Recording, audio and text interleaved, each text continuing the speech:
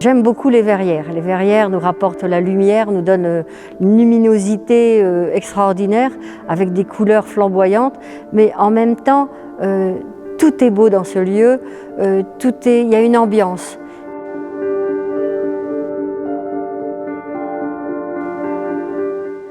On est dans le quartier de l'Alma et on est dans l'église Saint-Joseph. L'église Saint-Joseph est une église un peu particulière. Elle a été construite dans les années 1876.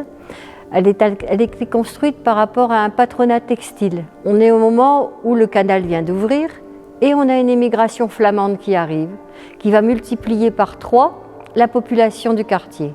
La population d'un quartier ouvrier, pauvre, avec beaucoup de soucis sociaux, avec beaucoup de soucis financiers évidemment. Et de ce fait-là, cette population flamande qui arrive, elle est croyante, elle est pratiquante. Tout ce qu'on va y mettre à l'intérieur va être pour l'ouvrier. Elle est construite avec les mêmes matériaux que les maisons de la rue, de la brique, du torchis, de la chaux. Et elle est construite dans l'alignement des maisons. C'est une maison du quartier, un peu plus grande que les autres, mais elle ne dépareille pas par rapport aux maisons du quartier. Tout ce qui est peint sur les murs, ce sont des motifs d'ameublement textile que les ouvriers tissaient sur leurs machines. Donc quand ils revenaient ici, quand ils venaient dans l'église, ils retrouvaient ce qu'ils faisaient dans la journée sur les machines. Voilà, il y avait toute cette vie sociale autour et tout un intérêt qui était de se dire un ouvrier qui connaît bien son patron et qui est bien, il va donner du bon travail.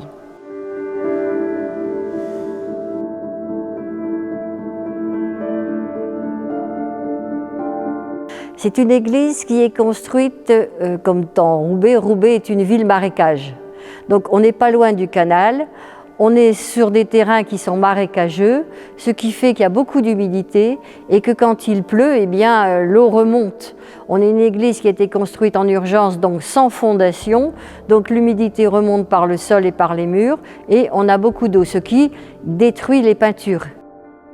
On a la chance d'avoir pu faire une restauration assez poussée, puisqu'on a un mécénat qui nous a soutenus, on a une mairie qui nous soutient à fond maintenant.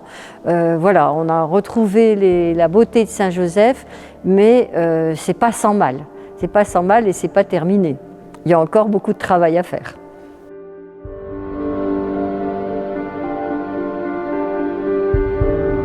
C'est un lieu qui fait partie quelque part du patrimoine belge, puisque ce sont des Belges qui sont travaillés ici aussi, puisque l'architecte c'est Baron Béthune.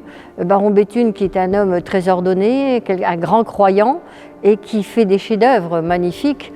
Et les ouvriers belges, les artisans belges ont mis leurs pattes aussi. Les ouvriers flamands qui travaillaient dans les usines textiles, qui sont venus ici en émigration, eh bien ils ont découvert un lieu aussi où ils pouvaient retrouver leur foi et la façon de croire comme chez eux, comme en Belgique, où il y avait aussi ici des prêtres qui faisaient la messe en flamand. Et il y a même une sainte patronne belge, je ne vais pas bien le prononcer, je le sais, qui s'appelle Sainte Gudrule, qui est là parmi nous, c'est la patronne de Mons, pour bien dire aux ouvriers, voilà, vous êtes ici chez vous, c'est aussi votre maison. Voilà. Pour moi, avant tout, Saint-Joseph, le coup de cœur, ça fait partie de, elle n'est pas à moi seule, mais c'est aussi ma maison.